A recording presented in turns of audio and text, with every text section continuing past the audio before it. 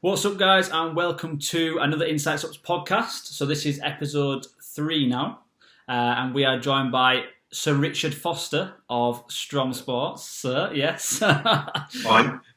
So what we're going to start with is, do you want to introduce yourself, what you do, who Strom are? Sure. For those of you who don't know me, my name is Rick from Strom. I normally have a Mohican, but because of lockdown, I have no haircut, no barber access. I have competed in strongman at a national level probably, nearly 10 years ago now. I've competed in bodybuilding, not very well, but I have competed. I have stepped on stage in bodybuilding, and I train with a group of powerlifters. So I've had quite a varied mix of training over the last 15, 16 years. Strom started in 2010 as a small, normal kind of retail store in North Wales. When I moved out of North Wales, I kind of wrapped that up, and I started again, I think 5 years ago in Shrewsbury, and we launched our own products. Around 4 years ago, we started launching our own products as an offshoot of. I like market capital nutrition. My store is very near to the Trading Standards Office, and we used to stock a lot of, ironically, American imported stuff that before the Americans did specific EU versions. Yeah. So we had a load of Blackstone stuff that for some reason got reported. I think it was Cobra 6P or something. I can't remember, but Trading Standards came down and took a load of Blackstone stuff. I used to really like the way American products are formulated, why I like a lot of Danish products. So we decided that maybe it would make sense to try and make products that were comparable, because at the time, the UK supplement industry has evolved massively in the last 3 or 4 years, but at the time, British products were generally proprietary white label dog shit. Now, there are exceptions to that, but they were few and far between. And I think it's fair to say that Strom was one of the first homegrown British brands that has. We study out with brands like CMP and stuff now, and get on really well with those guys. And 4 or 5 years ago, the idea of a small independent brand growing to that degree was almost unheard of. Now it's happening all the time. Brands like Foresight, Supplement Needs, owned by JP. It's not unusual, but at the time it was very unusual. But that was why we did it. It was because we had a load of American products confiscated, and it became clear that the British consumer is more educated than they used to be. They understand what they want in a product. They understand they don't want proprietary blends. They know what they're looking for. And if there weren't British products that were suitable and we couldn't sell the American products at the time, we would focus on trying to produce our own range that was comparable. And that somehow led us to where the fuck we are today. Where we are now, yeah. That's the funniest thing, is the first time I saw you and heard of Strom was actually the YouTube video on, I'm going to say it was Support Max, but it could have been Stimmy Max. It was one of the two, and you were sat on a table or a desk? It's an Atlas Stone platform. Right, that's it. Yeah. So you were sat at that, and I remember watching it and thinking, this guy knows his shit, but what the fuck is he sat on? I was very confused to kind of what was going on. It's where you put your Atlas Stones. We used to have Atlas Stones where I had a retail shop, and we had Atlas Stones in the front because, of course, everyone likes to go, my uncle was world's strongest man, or whatever. So having the Atlas Stones there was quite a good kind of hook for people to come in and go, can I have a go at that? Yeah. So that's what that was for. But it's I was chatting to someone the other day who used to watch our old. I used to do reviews of other products on YouTube way before we did our own products. So I used to talk about quite a few American products, and there was a phase when I used to sell short-dated things. So every week before Instagram, because obviously your business model has always been to talk about your products on Instagram. We couldn't do that. It didn't exist, or if it did exist, it was very much in its infancy. So I used to record a video every week of what stock we had in and what the prices were. They're still there now. I look like I've got AIDS. I'm so thin in them. And I would do a video of these are the products we've got in. This is the dates on them, and they're available. And then I would deliver them locally around Shrewsbury. Yeah. Seems like another life. It's crazy. Yeah. I think the thing that you did very well is that, like you say, I think the only people that were putting out content was very corporate companies with a lot of money, a big background. For example, they would be on a proper set. And I think potentially, like you say, before Instagram became a huge thing, you did the explaining of products. Probably one of the first ones I seen anyway. Because when I looked, I was like, this guy knows a lot of shit. But it didn't look like, okay, he's a doctor in a professional company. Well, that's how I got involved with Cork, actually. I think I was one of the first people in the UK to talk about KSM 66. And Cork got in touch with me when he worked at Teen Nutrition and was kind of asking me if I genuinely thought it was legit or was it just a marketing thing or so on. And that kind of went from there. Right. But yeah, I suppose it's one of those things that's really obvious and really easy to do and it's free, right? I mean, your whole business is built on social media. Yeah, literally. I don't know if you get it. We don't get it very often, but have you had phone calls from like the local paper and people like that trying to sell you advertising space? Yeah. It just doesn't make sense, does it? No. There's no reason to do it. No, not for the price either, because I had a guy message me and he was like, we can do you the best price ever. We're looking for sports supplement retailers to be in this section of this paper. And he offered me this price. He goes, it's the best price I've ever given anyone. And I looked at the price and I'm thinking, but I've got every single sale, literally every single sale from Instagram. Why would I spend that much to get probably nothing? Well, I didn't want to be a dick about it, so I think it was 2 years ago we had a woman from the paper, and she was very lovely. She came in, she was lovely. So what I said we would do, I said, look, we'll put an advert in your paper for free. So if you want to put an advert in for nothing, I'll let you do it. Yeah. And we'll put on that advert a 25% off code. Right. And I'll go on social media and I'll do the same offer, but with a 10% off code. Right. I'll put it for a week and we'll see which one gets used more. I think we had something like 60 or 70 uses on the Instagram one, and nothing. Nothing from the paper, even though it was a much better offer. No. And it's just not applicable to our market. So the things change so quickly. I mean, do you read a newspaper? No, I read Private Eye because it makes me feel sophisticated. Yeah. That's the only thing I read. Yeah, I mean, for me, I'll read the sport on the back if I go to my grandma's house, but that's the only reason. Yeah. Do you know what I mean? Well, there's no sport anymore, so you don't need to worry about that. Well, exactly, yeah. So I guess on to the next thing is, it's how we divulge into the Strom products here is the thing. So there's so many. Well, your customers have done a really good job of writing reviews on our products on your website. They have. Which is nice. It's always nice. It's always nerve-wracking when you put up something for a review because so much of it is opinion and taste. It is, yeah. You know, if I make a protein and you say, no, I don't like the taste of that, it's fuck all to do with me. If you don't like it, you don't like it. Exactly, yeah. The same with pre-workouts to an extent. You can sit and tell people, things like health supplements, based on the data, as long as you can prove your ingredients are what they say they are, it's either efficacious or it's not. Yeah. Things like pre-workouts. I've got a mate who really likes Curse. Right. And it doesn't matter that it's a dog shit formula that's made for 20p. If he likes it and he feels he has good workouts on it, even if it is placebo, he's not wrong. Yeah. No, he's not. Certainly he's not wrong enough that I'm going to change his mind. He'll still spend his money on that product because that's what he likes. That's it, yeah. So reviews are always nerve-wracking, so it's nice that we generally get very positive reviews. I think your customers, from what I've seen, they seem to very much understand what they're looking for in a panel. Yeah. They know what they like as a rule. The Strom products have always gone down the route of, where possible, being as simple as you can be while being effective. And it's a certain type of person that seems to go for that. Yeah. Now that leads me on to another subject. What you just said is our customers are very panel-based because of kind of how we've brought the company along. Now, sometimes to a detriment though, because there is some, and you'll know some, for example, and one of them I'm going to bring up is Vascumax, and you know I'm going to bring that up straight away, is the panel on paper is still good, it's still efficacious, it still works. When it came out, it was good. Now it looks. I look at the panel of Vascumax and I cringe, and then I use it, but it fucking works. Yeah, exactly, mate, exactly. And there's a couple of reasons for that. I mean, something you'll have experience of because you formulate products now. How many times have you written a formula and gone, fuck, that's going to be amazing? Yeah. Tried it. Like the first sample we did for Dr. Black had nearly a gram of stims in, plus a gram of theobromine. The panel was like, it looked amazing. It was going to cost about 38 quid to make. And it was crap. Yeah. And I think a big part of that was we put too much alpha GPC in, and it seems to take the edge off.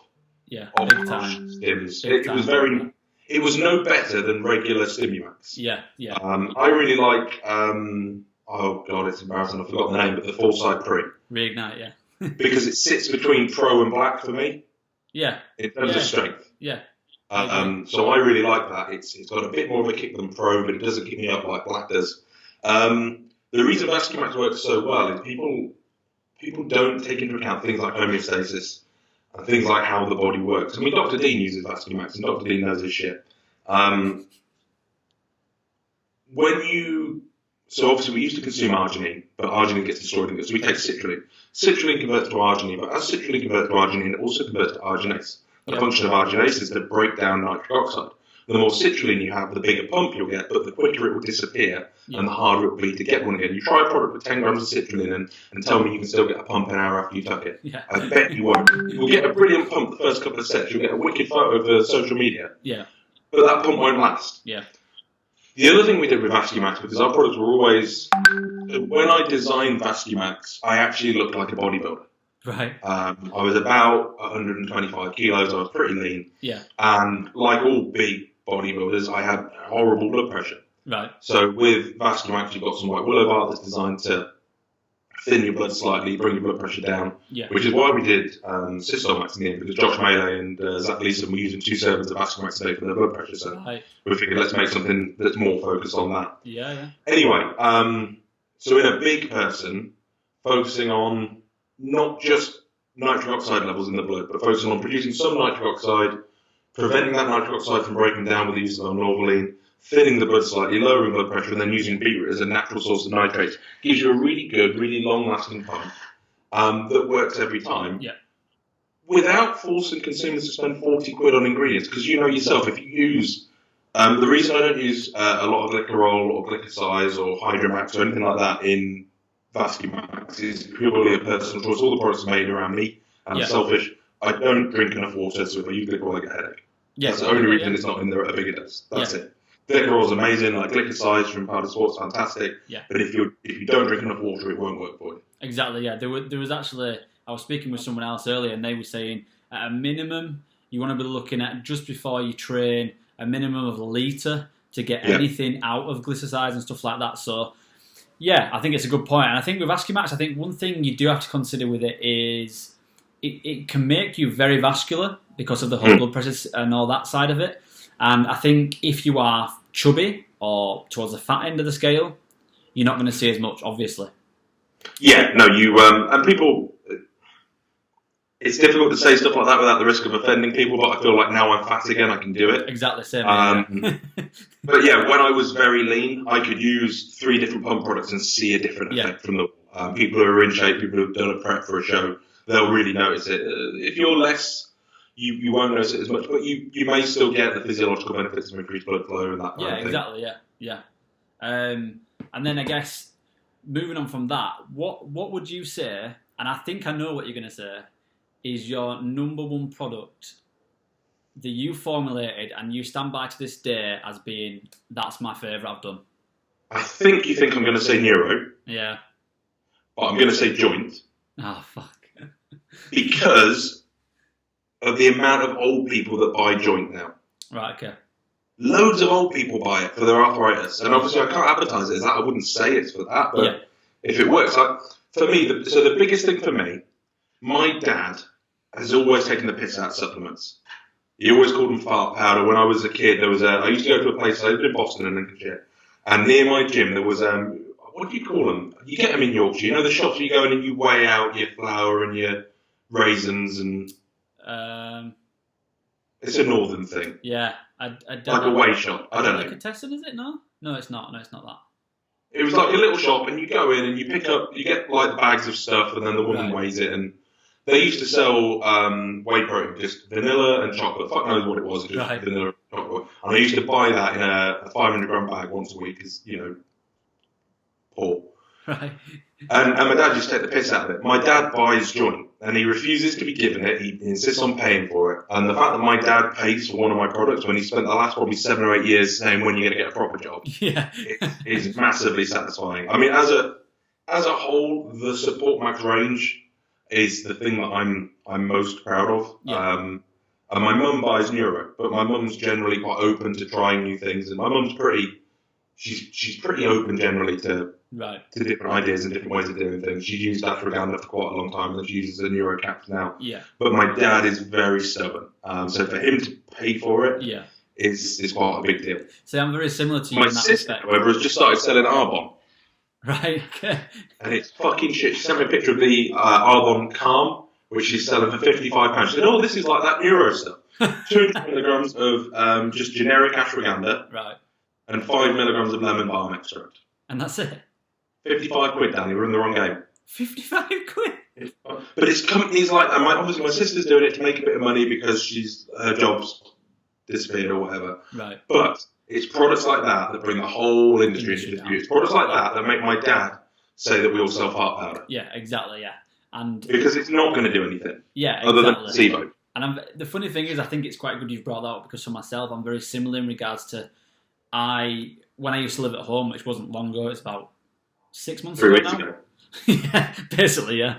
I always wanted to kind of show them what supplements can do for not bodybuilders, not people that train, but other people, normal people. My dad works in Manchester. He gets home at 10 every night. He sets off at 6 in the morning. He lives kind of it's quite a stressful life.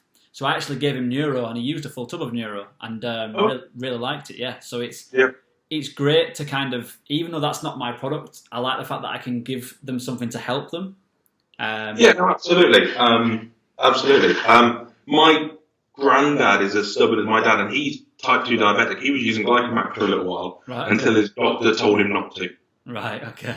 He's of that age where if the doctor says, then the doctor knows best. The doctor knows best, yeah. But it was working. He was having to use less insulin. Manage his blood sugar. It's very frustrating. But yeah, the whole support max range I'm really pleased with, and it's weird.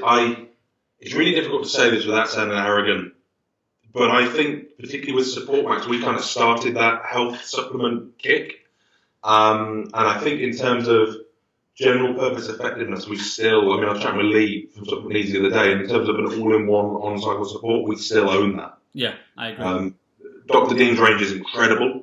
Yeah. For the more advanced users. Yeah, exactly. But when we did it, no one was doing it. No, and I think, like you say, I get asked a lot of questions about it, and they say, should I buy a liver stack or should I buy support max? And I'm like, look at it this way: you're getting one part of your organs, you're getting your liver covered, basically, for £55 or whatever it is, or you're going to get a bit of everything that's still going to do a brilliant job for £39. We're very lucky that we do blood work on people, and we generally find for most beginner to average users, support max will keep everything in range. Yeah. If people are running grams of tren and this and that and the other, then that's where the Dr. Dean stuff, and the fact that Dr. Dean stuff is used by pretty much every IFBB pro in the UK shows that it's for those guys really pushing their limit. Yeah, exactly, yeah. Although it's fair to say that actually when Support Max came out, Luke Sandow, Jamie Johal, Ant Bale, all those guys were using Support Max because at the time it was the only thing. Yeah. I think the only thing comparable actually was Blackstone did a product called Gear Support. Yes, I used to sell that. But it was okay. Yeah. But it certainly wasn't. It didn't have Toclurin, or did it have 50 milligrams or something? Or didn't have it at all. It had Supplemento. It was moving in the right direction. Yeah. And I think with Blackstone they did. Would you say they were one of the first ones in the States to start doing the transparent labelling? Yeah, well, so Dust V2 with your Himby is still my favourite pre-workout of any ever. Oh, really? Still, to this day. In terms of, I don't care if it's just drugs. In terms of the way it makes me feel, nothing makes me feel that good. Right. Blackstone, for me, the thing Blackstone did really well, me and my missus, we never really watched any telly. I was always super busy. When I started Strom the second time, I was also working for Sky TV. I was one of those annoying pricks that tries to stop you in a shopping centre. We didn't get a lot of time, but that was the one thing. You used to watch Beauty and the Brawn. Oh, right, yeah. And we had that on subscribe, and we would watch that every single episode that came out. Right. And it made you feel like you knew them. Yeah. So when they had a new product coming out, they'd talk about it for a few weeks. Oh, we're working on this thing. It's super secret. As soon as it came out, you wanted to try it. I think Trojan Horse was one of the products that came out when they were doing that. And we were so excited to get it. Yeah. And they were one of the first brands that I think did a really good job of making you feel like you were involved with them. Yeah. Obviously, behind the scenes, things are a bit different. I haven't got a fucking clue what's going on with all that. Obviously wasn't right, but that they did a really good job of. Yeah, and then from that, came Redcon, which obviously I suppose Redcon's like the same thing without the drugs and hookers. Yeah, it is. Yeah, I actually said to someone the other day, I was on a podcast the other day, Team LRFs, and I said, look, if I had to be sponsored by a mainstream brand, or if I had to just use wouldn't be sponsored, if I had to just use a mainstream brand product, Redcon's probably the one I would choose. Yeah. They're not as good as like a boutique. No, they're not. Like a Supplement Needs or a Strom, in my opinion, or those kind of boutique niche brands. Yeah. But for a multinational corporation, they do a pretty decent job. Yeah, they keep things, because what you find with the multinational companies is, I'm not afraid to say that a lot of their formulas they will try and save cost on. Now, Proceps were my favourite brand ever. Did you ever try the original US formula Hyde in the black tub? No. That was incredible. The original formulas were all really good, and then they'd reformulate every 6 months and gradually. Yeah. I mean, Neil Andrews is part of our team now. He used to be sponsored by Proceps, and he was with them when it was amazing.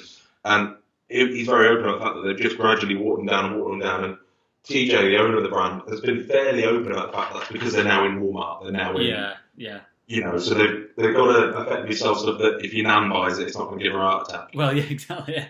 Yeah. Yeah. It depends what route you're going down, doesn't it? Realistically, you want to do what you want to do because you want your products to work. You want your, I don't know what you're in this for, but I'm guessing you're not in this to make billions of pounds. I'd be selling cars or something like that if I wanted to. Exactly. Or property. Yeah. I think that's where I'd be. Yeah. That's exactly what I got asked on my story the other day was, so I'd mentioned that the margins are slim in supplements, and no one tends to believe you. But this guy then asked me a question later on down the line. He goes, well, why are you in this business then? I said, well, if I was in it just to make money, I would do something that made money that I didn't have to do much for. Yeah. Why would I come and do this and spend my whole day on Instagram and doing this and running around everywhere if I didn't love it? I mean, for me, I grew up and I had, it's a bit fucking gay, it's not bodybuilding, the whole sports game. I had pictures of Rich Gaspari over my bed. I used to think he was brilliant because he was a formulator and a bodybuilder, and I've sat and had lunch with Luke Sandow, and I've been really lucky to be able to be a part of those groups that I always looked up to growing up. And then to be like an actual part of the scene, and to be running things like FitX is incredible to me. Rich Gaspari turns out is a bit of a dick. I went to dinner with him at Body Power 3 years ago, and I was sat next to him, and he saw me going up for seconds, and he put his hand on my arm and went, "Not sure you need seconds." Now, I still don't know what he meant by that. I'd love to say I came up with a witty retort. I didn't. I just kind of went, but I think he was calling me a fat cunt. With no smile, no joke, just literally. No. Deadpan. Well, maybe we should help you. Wrong. He's not wrong. Were you at your? Were you at bodybuilding stage back then? I think I'd probably not competed in about a year, and I was at that point when I kept saying to people, I'm going to get, next few months I'm going to start a... Never happened. I won't ever compete again. No. Did you enjoy it? No. No, I think so. I always got told structurally I was quite good. I've got a good shape. I actually grow really easily without making any fucking effort. I've got a naturally small waist and quite wide shoulders and things. So I did it because I felt like I should, because everyone told me I'd be good. Yeah. The thing that I love is strongman, but I can't do that because I fall to bits. Right, okay. But no, I don't think I ever enjoyed bodybuilding. I just felt like I should because I was told I would be good at it, Right. And you don't enjoy something, it doesn't matter how good you're at it. Unless you're going to unless you're Luke's or someone you're going to make your living from it. Yeah, exactly, yeah. It doesn't, if you don't enjoy it, don't do it. I enjoy training. I enjoy hanging out with the lads. I really enjoy the social side of training. Yeah. But the starving yourself, I mean, I quite enjoy, if I get a bit fat, trying to be a bit less fat. Right, yeah. Yeah. Up until the point where it starts to be suffering, and I know bodybuilders love to talk about the suffering, but you boys crack on. Yeah, if that's what you enjoy, great, but it's not my job. Yeah, exactly. And one thing I kind of wanted to ask was, in terms of Strom, how important do you think athletes have been for you? Do you think they're a huge... We don't have loads of athletes. Yeah. I think we've probably got less than you. I know we've definitely got less than JP. We've got less than Lee. Some of them, or a lot of them, aren't even athletes in that they don't compete. Although I suppose some of your athletes don't compete, do they? You've got a lot of like influencey type people. Yeah. So we've got maybe 8 or 9. Right. In terms of direct sales, I don't think they're very effective for us. Right. Okay. Yeah. But in terms of building a brand image, I think they're fantastic, and they're very much a part of the family. Yeah. You know, we do team days. We are all a family, and we look forward to seeing each other. And there's no kind of like fakeness about that. It is really genuine. Yeah. But so Christian Chapman is one of our sponsored athletes. He's never competed. He probably never is going to. He said he's not bothered about it. He's not a particularly big guy. He talks about cars a lot. He probably generates more business for us than any of the other athletes. And we've got fucking Mr. Universe on the team. You know? Yeah. Ben Chow, when he was with us briefly, he was with us for a while, and Redcon offered him, and to be fair, he asked me what I thought, and I said, look, if Redcon are offering you a contract, then do it, and it's went massively well. When Ben Chow was with us, he had quite a big impact. Yeah. I think because he does everything with Luke. Yeah. Before Luke was with Redcon, he would post about our stuff, and Luke would post, and you would get like 100 orders. Yeah. And James Hollingshead. I've said it to James probably 4 or 5 times. He gets really uncomfortable and doesn't like it. James Hollingshead made Strom. Really? So he was a customer who bought some products, and this was before, because James had been through like 5 sponsors now, 6 sponsors, 10 sponsors, whatever it is. But James bought some products, and he bought Support Max, and he talked about them really openly and really honestly on his Instagram. And this was before he talked about lots of other products. And that was like the light bulb moment. That was the biggest single uplift in sales we've ever had, and it continued because you'll have found this with your customers. Once people buy Strom, they carry on buying Strom. They might try something different, but they tend to always come back. Yeah. So yeah, James Hollingshead's never been a sponsored athlete, right? So I consider him a friend. I've met him a fair few times, and we've hung out a little bit.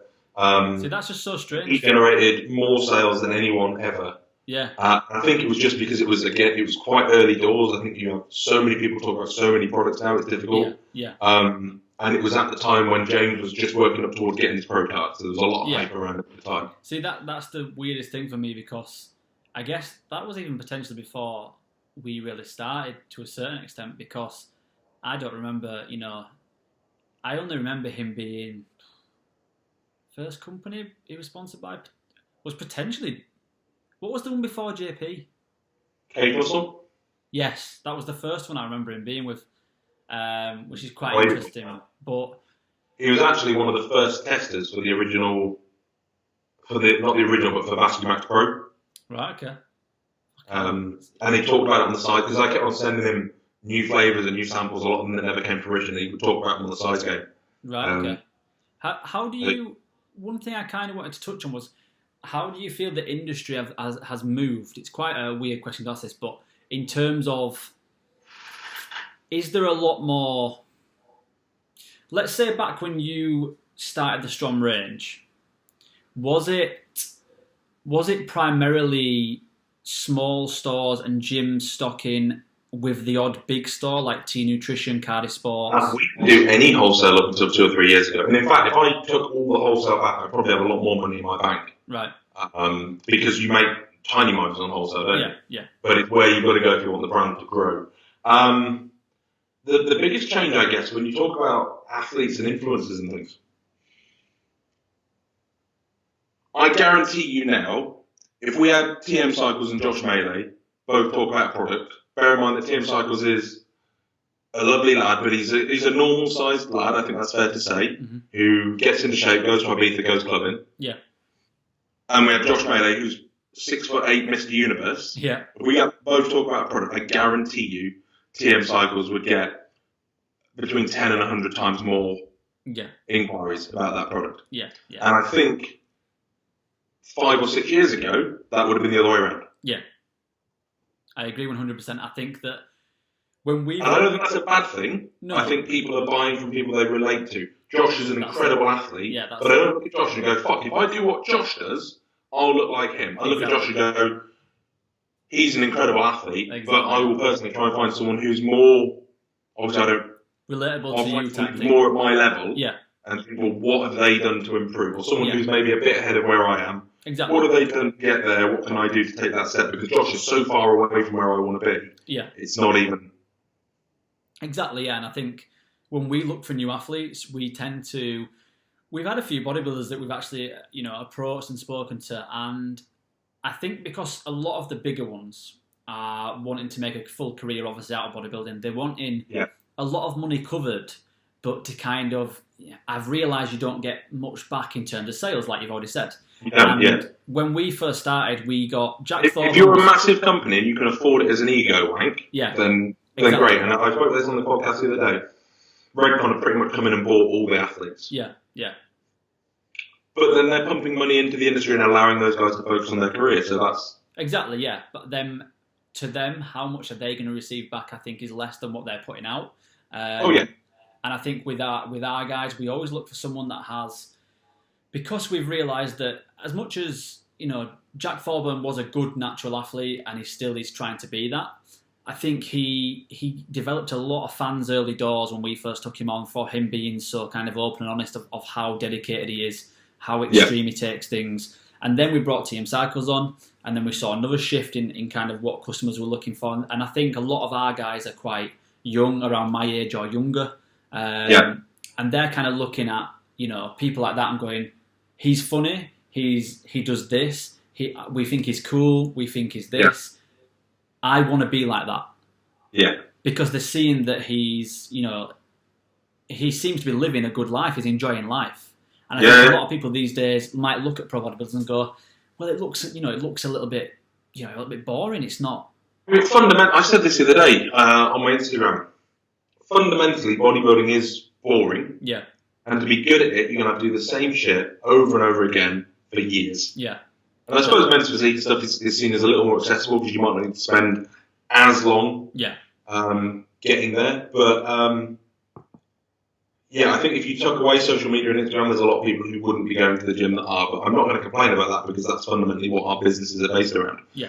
What I would say to people who are asking about getting sponsored, because it's something I get asked a lot, and I bet you get asked it twice as much as me, is why is being sponsored the goal? Yeah, exactly. Yeah. The goal should be to do well in your sport, whether that's strongman or powerlifting or bodybuilding or men's physique or whatever. And the sponsorship comes along from a company as a way to support you towards that goal. Yeah. But it isn't the goal. Yeah, exactly. And now I don't know about you, but the thing I always do when I look for an athlete, generally, is it will just be someone that I found myself watching anyway. Yes, exactly. And then if I find myself, after a month, I'm like, you know what, I'm still watching this guy. That might be someone that I'd look to take on. Yeah. This is falling down for me now because we are actually looking for one more athlete. And I'm struggling. Yeah. We were going to sponsor Kamara from Ultraflex. All right, yeah. But she's gone with JP, which is cool. He offered first. It's a little bit awkward because we put her on the poster for the Strom Classic, but that's fine. But we were looking for a female that competes in like fitness or physique, who can talk well on social media. It doesn't need to be a massive following, but just is real, I guess. Yeah, exactly. Yeah. And what we've seen are lots of women who are very much bikini, which is fine, but that's not what we're looking to fill. Or very mature athletes that are at the other end of the spectrum. So finding someone that's in that kind of narrow window, and we're really struggling, to be honest. I agree. We've struggled for a good 6 months realistically now, where we've been looking around everywhere, and Shaz keeps saying to me, "Come on, Danny, you watch people." I say, "Yeah, all these people we've taken on, I have watched and I have enjoyed the stuff. I'm not finding someone that I'm kind of glued to. However, funnily enough, that the guy that just rang actually before this is who we're potentially taking on. The kind of his offer's gone in, our offer's just about to kind of go into him, and he is more of a pro bodybuilder than he's an influencer. Yeah. We're kind of a sausage fest over at Strom, which is a problem. Yeah, same for us. Yeah. Yeah. Yeah, not ideal. And then it's hard because, like you say, like we were looking at a girl the other day. There's a girl she actually went to my school, and she's now become quite a big kind of Gymshark girl.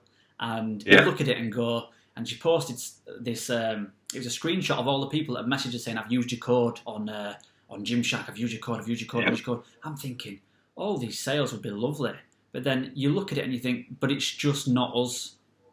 That's no, I mean, for us, there's absolutely no benefit. Much as tits and ass are great, and I love to see, what do they call it, where they have the leggings and it's, all that. It's great.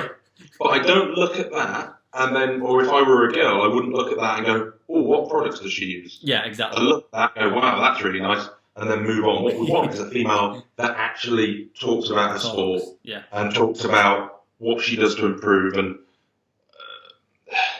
I've got a daughter myself. I'm not particularly interested in overly sexualising athletes to sell products, and I don't think it does sell products. No, I agree. I really don't think it does. No. I think the days when you would have girls in bikinis hanging off the side of a car, what was the Max Power type? It doesn't really work anymore. It's not. No, things have moved on. Yeah, I agree completely. And what I'm going to ask you now is, I'm going to ask you 2 questions about Strom, then we'll move on to kind of general industry. Okay. So the first one is going to be favourite flavour you've ever done? Any product?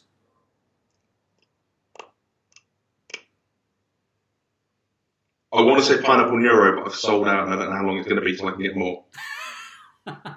It is pineapple Neuro. Pineapple Neuro is amazing, but because of bullshit, we're struggling to get hold of that particular flavour at the moment. I'm sure it'll be resolved soon. Okay. Secondary? Still cinnamon bun. Cinnamon bun? Still cinnamon bun. Yeah. That you think tastes like candy floss, but you're wrong. Because it doesn't.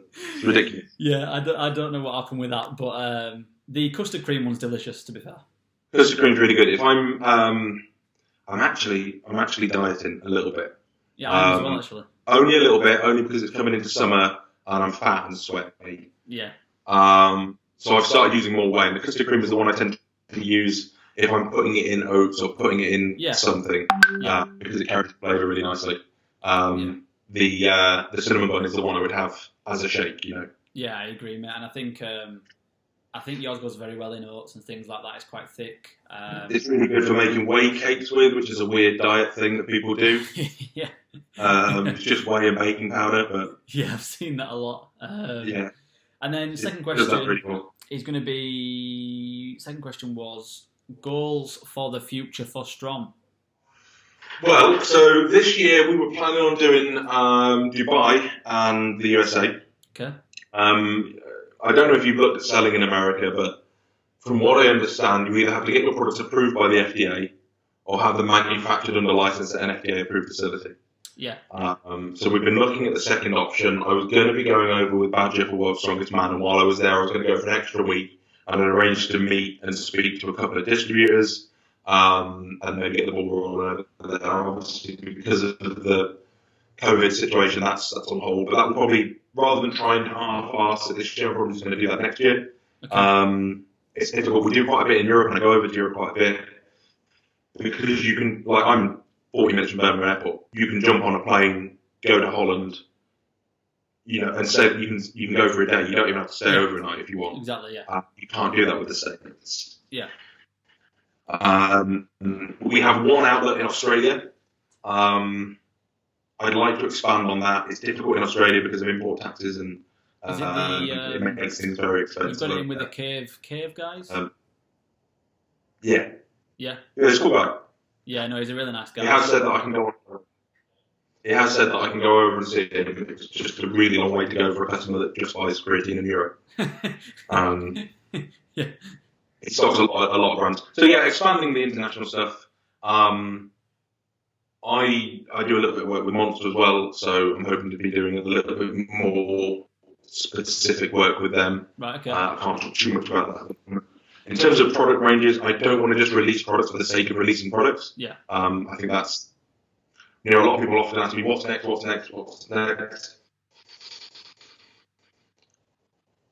I kind of go, well, that's everything I need. If I wanted to compete now with bodybuilding or strongman or powerlifting, that's all the things that I need, with the exception of what's in here.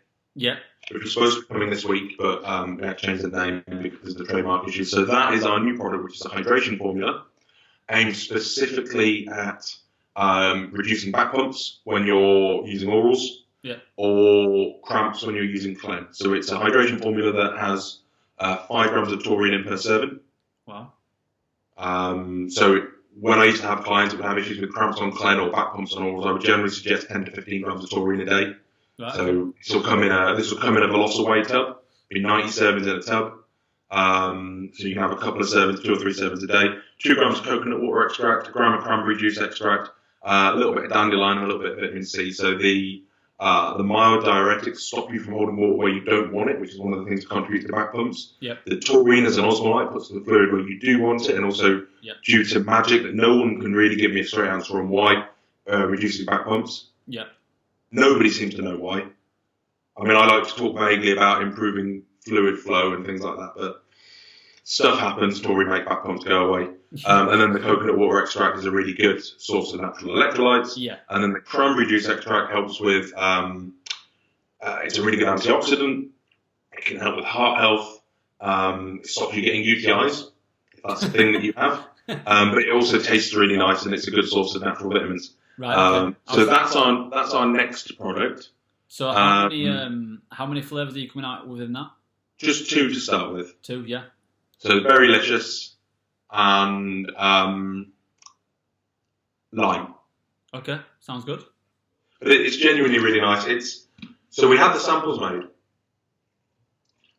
No one's ever done a product called back pump, and it's one of these things that I don't know if you saw last year, I kind of got a bit obsessed with deadlifting. Yeah. So in the end, I pulled 300 kilos. In the run up to that, me and Reese were both using naps, snap 50s, both had problems with back pumps. Right, okay. So that was kind of something that we started working on, and I got it to the point where it was fairly effective. And then once I finished doing my deadlift, I kind of lost interest for a little bit. And then about 3 months ago, Reese was like, seriously, can you pick that up again? Because obviously Reese doesn't just lose interest in training, he carries on. Yeah. And we kept going back and forth. And then the one we made about a month ago, we realised that we were both just drinking it. Because it's designed, you can drink it constantly if you want. Put 2 or 3 scoops in a jug and drink it through the day. And it was really effective, and it tastes really good, and it's relatively inexpensive. It's going to be about $37.95. It's a big tub, so that's really cool. Looking forward to that. So, is there? Have you come across any limit to how much taurine would ever produce any bad effects? So, 100 grams. The safe limit, something like 100 grams a day, is determined as completely safe. And I think they should stop testing above that. Right, okay, fair enough. When I formulate a product, I don't know about you, but I put all my notes into a folder on the computer. Yeah. But yeah, no, up to 100 grams was determined as completely safe. Right. Okay. So I think the dosing is something like 1.8 grams per kilo of body weight is absolutely fine. Yeah. No, I mean, we've been... we were talking to Marcus, obviously, at Team Affinity, and we were speaking about we didn't have a product that was hydration based. So his hydration product, I looked and I thought, you know what, I think it'll fit quite well. It's a really good product. I'm sure Marcus won't mind me saying this. I helped him formulate that. Yeah, he did say that. Yeah. Because the rhodiola was the thing I suggested. Because originally I think he was going to look at something like an ashwagandha that can make some people sleep. Yeah. Rhodiola I used to use in a product called Chained Out by ALR years ago, and that was amazing. I said to I think Marcus, it was a partial EAA, so it was like 5 essential amino acids or something. Right. Okay. But that had rhodiola, and that was really good and enjoyed it. But no, Marcus's hydration is a good product. We stock it; it sells well for us. Yeah. And I suppose. The thing Marcus does really well is flavours. Right, okay. So there's like 6 flavours in there, and they are all really, really good. I am excited to try them. I'm going to use it myself. But yeah, anyway, that sounds cool in terms of the product. Now, the last kind of thing we should touch on. Now, I'm going to ask this quite vaguely. Is there anything you have tried from other brands recently that you've liked? Yes. I didn't want to like Dr. Dean's PM priming stack. Is it good? Because obviously there's a clear crossover with Neuro. Yeah. But I really like that. I actually dry scooped it. And being an old man, that means I have to get up to pee less in the night. Okay. What I found, I found it wasn't particularly more effective than Neuro in most scenarios, but if I've used something like Black or a high stim pre-workout, I found that it helped me uh, wind down and sleep better from that, and I can only assume that that's due to the caffeine clearance improvement. Yeah, I thought the same. Yeah. So I like that. I haven't found many customers that are willing to pay the extra £20. Yeah, I've sold about 3. But I like the product, and I think that's the thing I'll always say with Dean is, like, Dean's not interested in the commercial side of it. Obviously, they're still a brand; they still need to be profitable, but he looks at products first and foremost as just making the best product he can, and I respect that. Your pre-workout, actually quite like that. We've got a shelf in the store of like just open stuff for people to try. Okay. And that's always a good way, like for me and my lads. That's always a good way to see what people like.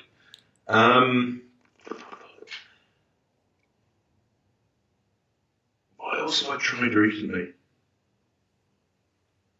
I tell you what I didn't like, and that is the inspired greens. Oh, okay. But that's because I don't like any greens, not because there's anything particularly wrong with that product. Yeah, so the taste mainly, yeah? Yeah. No, the product's fine. Greens are a funny category of product. I've never really got it. Yeah, I know what you mean. Like, I just don't like people talk about it improving digestion, and I don't quite get what I'm expecting it to do. Yeah, well, there's a lot of... Yeah, it's hard to go into the ins and outs of what I think of it, but...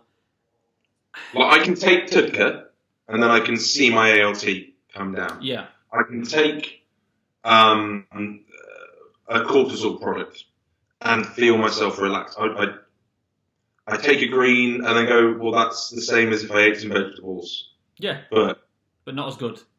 But not as good, but maybe better because it's more concentrated. But they're not as good because it's not a real vegetable. But yeah, so I don't really get greens. I'm trying to think. I'm sure there's something I used recently that I really, really liked. Okay. And I didn't expect to, and I cannot for the life of me remember what it is. I like the look of all the Naughty Boy stuff. I haven't tried any of it. Okay, yeah. The Naughty Boy stuff is really good. It's simply formulated, yeah, well dosed, exactly the kind of product I like to see. Yeah. Haven't tried any of it.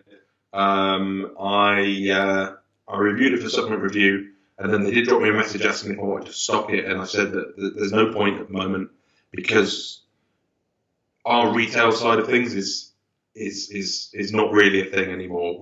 Strom stuff sells retail, and then I think Supplement Needs sells retail because it's a good bolt-on. Yeah, and a lot of our customers buy the same things, but very little else sells retail for us. And I suppose that's because we mostly focus on the brand and selling into guys like yourself who probably do a much better job of customer service and stuff than I do.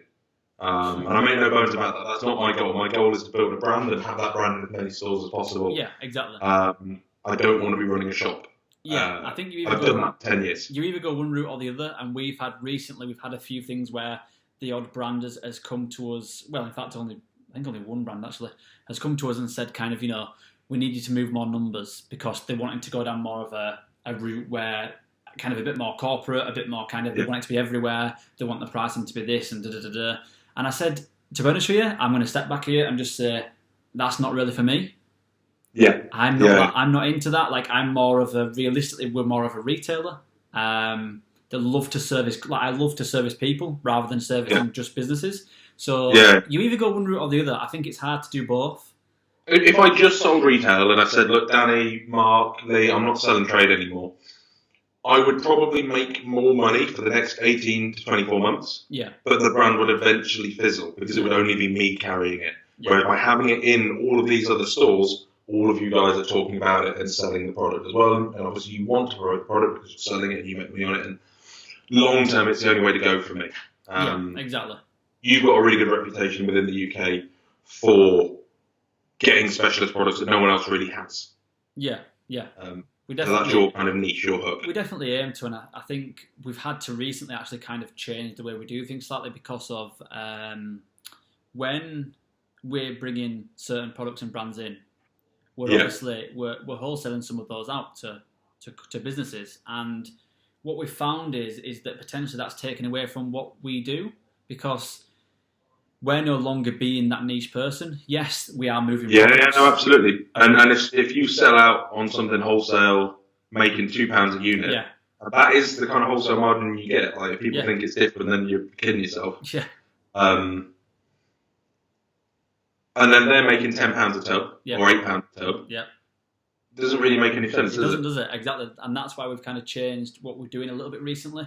I know when Reese first started working for me, was it Reese? It might have been Shopboy. I think it was probably Shopboy. But we did a wholesale order that was about £4,000. He's like, oh, fuck no, you made £4,000 today. You can buy it. I was like, well, I haven't made £4,000. Probably made 400 quid. Yeah, yeah. You know, when you take out the wholesale discount and the shipping and the packing and everything else, you don't. The return isn't what you would think it is. Obviously, you do a lot of volume. Yeah. And there are certain products, I spoke about this the other day on a podcast, there are certain products that you will make a healthier margin on than others. Exactly. Health products, it's dog shit. Yeah, definitely. So I think what we'll do is, I think the best thing that we can do is, I think we need to do a number 2. Because there's a lot more I want to ask, but we're always in an hour. Sorry, I wasn't sure what you meant there for a moment. What I did want to ask is, are you still having your open day at some point? Might be a closing day by the time we've got around to doing it. Yeah, yes, we do want to get people round. Obviously, we probably won't call it an open day as such, but yeah, we do want to get everyone. Call it a knees up or whatever. I don't know, but yeah, just something. Yeah, because I think especially after all this has happened, we need something like that. Well, if you don't, I'll still come over anyway because I still haven't seen your gaff, as it were. Yeah. But yeah, when this is all done, I intend to get out on the road and see as many people as I can. Definitely, yeah. Definitely. That's what I like to do anyway. That's what I enjoy is going and seeing people and seeing how the brands are being sold and speak to their customers. And do you have a retail side at all anymore, or are you just a basement? No, we have. Well, it's still a basement. We have a retail store with like an office attached, and then we have the warehouse section. So yeah, it's. Funnily enough, we thought we would be in this place for 3 years. We've kind of done the contract for that long. Yeah. But we're kind of already hitting, I'd say, 3/4 capacity. Fucking hell. Yeah. Bigger than your last one, though, isn't it? Yeah. It's just a bit. I don't know. Do you know when you just think. You don't like being underground all day? Well, no. Yeah, basically. No, it's just one of those things, mate, where you think this will last us a long time, and then you move everything in, you grow for another 3-6 months, and you think, fucking hell, how are we going to last? But then, and I'm sure you appreciate this anyway, you're not daft, when you stop growing, that's when your bank account starts to grow. Well, yeah, it's a good point. It's very good. That's how it works, because I think for the first 4 years, I barely turned a profit. I just took minimum wage. Yeah. Because it was just being constantly plowed back into expanding and expanding and expanding. Yeah. And now, until we move into the States and stuff, I don't need to get any bigger. Yeah, exactly, yeah. So, it's a funny place where we're at the moment. Because we can't fit much more into our unit. Yeah, well, exactly, yeah.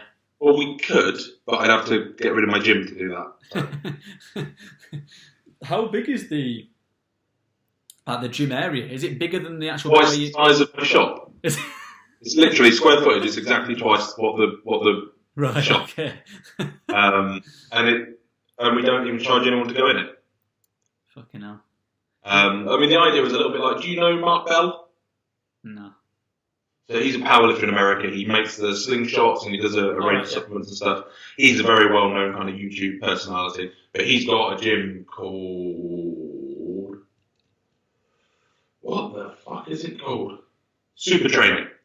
Okay. And you can't pay to go to Super Training. You have to get invited. Right, okay. But that creates all this content. Like, we do all our athlete content and stuff in our gym. And it's become like quite a... Like, if you get invited to go there, it's a big deal. It's a big deal, yeah. So that was kind of the idea with our one, but we might have to start reducing the size of the gym soon and increasing the size of stock. Yeah.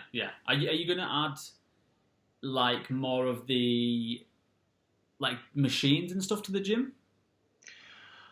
For the powerlifting guys, there's not a lot more you need. Yeah. So we've got a Texas bar, we've got a monolith, that's the most expensive bit of kit we had. Okay. We've got a decline bench, we've got a competition bench, we've got some benches off the people at Mirror Fit, dumbbells, we've got about a ton, maybe a ton and a half in plates, we've got a hack squat, 3 squat racks. So for the powerlifting guys, we're more than covered, and I think for something that's not profit, there's really no need to go any more than that. Yeah, fair enough. Good point. But we might move again if the opportunity comes up to something, because our retail, like in terms of people coming into store, it doesn't really happen anymore. Okay. So we might move to like an agricultural type warehouse out of town. Okay. Potentially. Just more space. Well, yeah. There's no need, is there? No need. No. Shrewsbury's quite expensive. Yeah. Well, I mean, with us, we've made it more of a bigger shop, just because we had the room to do so.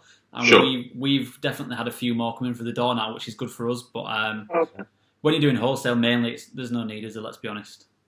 No. Well, the thing we found with retail, now I've got staff there all the time. It's not so much a problem. When it was just me, if you're doing parcels, like we can on a busy day do 100 retail parcels and maybe 10 wholesale parcels. If you're busy doing parcels and someone comes in and takes up 45 minutes of your day, yeah, that's a very inefficient use of time, and you don't want to be rude to people. Yeah. But it doesn't make sense in terms of your. So when there's 2 or 3 of you, it's not so bad, and you've always got quite a few in, haven't you? Well, yeah, 2 or 3 of us, yeah. Not at the moment. No, not at the moment. Yeah, rubbish. just one at a time. Yeah, we're doing the same. Lee's doing the same as well. Yeah, we're just trying to. On a Monday, we're having to do 2. Yeah. For the morning, and then kind of leaving that, and then one more comes in, if that makes sense, and then we go. Yeah. Just because Mondays are so busy, but you'll know that as well. Yeah. Well, so I actually went in yesterday to do a chunk so that we don't have to have 2 in. Yeah. So I went in yesterday and did maybe 30 parcels. Yeah. And that should make it manageable for Reese to do. Yeah, we tend to do that. Yeah. Yeah, we go in. Gets ahead of yourself, doesn't it? Yeah, exactly. Yeah. So, like for example, quite a funny thing actually. So Shaz is doing fasting. Is it? Oh, of course, Ramadan. Ramadan at the end of, I think it's like in a week or so. Yeah. And funnily enough, what he's going to do is he's going to go in 10 till 2 at night and like work overnight, do a night shift, do some orders, and then for when we come in, there's obviously not that many to do. Oh, sound. Yeah, fair enough. She's like the little Christmas elf at night doing the orders. Yeah. Is Shaz? I feel like Shaz would be very efficient. Oh, very quick. Yeah, very quick. He did 150 by himself on last Monday, between 9 and 3. Fucking hell. Yeah, we reckon about 100 a day per person. Yeah, I'd say that. That's going at a decent rate, but doable. Yeah. But we've only got one label printer, so when you start to have multiple people, you get that bottleneck of printing labels. Well, yeah. We only have one as well. Yeah. Yeah. Do you have a thing where you can just send all your orders to the label printer? It does them all at once, or do you have to do each one individually? No, we do individually. Yeah, we do individually, and I asked our APC guy about doing it, and he didn't know how to do it. But I've seen Trev and Mark at Cardiff Anti-Nutrition, like with their machine just spewing out hundreds of labels. I don't know how they do it, but I want to do that. I know how you do it. You have to set up a CSV file of all the orders, and you just send it through. Okay. But it's more complicated than they let on. But well, quite often as well, it doesn't find addresses and. Yeah, exactly. Yeah, but I think once you've got it set up perfectly by someone in IT. Like DPD with us, they said they can get an IT guy to go through it, but they said it takes like up to like 3 hours just to sit with him and go through it, and we were just like, oh, whatever, we'll just do it ourselves and just kind of crack on. I think by doing it each one individually, I was going to say remove the possibility of mistakes. That's not true, but you reduce. Reduce it, yeah. Yeah, I agree. Still get cock-ups. Definitely, yeah, we do, yeah. We've had the odd ones where, because we have, so there's me and Shaz, and then there's a lad called Jack, where he sent a box with nothing in. Nice, Yeah. nice, nice. Label, everything. It's my own product, so I shouldn't do it. But quite often, if someone orders Vasky Max Unicorn, they'll get Stimmy Max Unicorn Right. because it's closer Yeah. Yeah. in the shop. Shopboy has been sacked 3 times, but for some reason I always let him back. Twice he's been sacked for just leaving the shop unlocked and going home. What? Yeah, he just left it. Okay. But there was a phase where Shopboy smoked a lot of weed. There was a phase where if you ordered a supplement needs product, you would get a supplement needs product, but I couldn't tell you which one. You would just get something from supplement needs. Okay. And then one day he thought he'd be really clever and print all the labels out in advance and then work through them, but he ended up being out of sync somewhere along, so everybody got the person in front of them's order. Fucking nightmare. So that cost you how much? Oh, I don't know. I'm trying to think. He also sent Connor at CN Sports, I think 30 support max that he didn't order, but Connor told us very nicely. Right, okay, yeah. Yeah, that would have been lucky. You're coming to Fitex still, yeah? Yeah. Is it, how actually sure are you that it's going to still go ahead? 95% sure. Okay. If it doesn't, there is a backup date of either February or March. Okay. As it stands, the venue have been told by Liverpool City Council that nothing will be going on until the start of June, and we're in September. Right. So we should be fine. It's not like we're... there is a possibility the bodybuilding show might get moved. Say we come out of lockdown 4 weeks before. Well, that's not enough time for people to prep for a show. Yeah. But it is enough time for people to come to an expo and fucking see people, you know? Exactly, I agree. But do you know what I want to do? I want to, let's just stop on talking on FitX. I'd like to get another one with kind of everything, because I've just thought of about 100 questions I want to ask. FitX is going to be sick. Yeah, it is, definitely. So yeah, let's leave it there. Let's go eat our takeaways. Well, my takeaway. I'm dieting. I'm dieting too. I actually have lost a lot of weight. I've lost 2 cans of tuna. How much have you lost recently?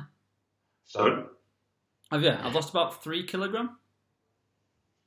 You're actually looking leaner, you know?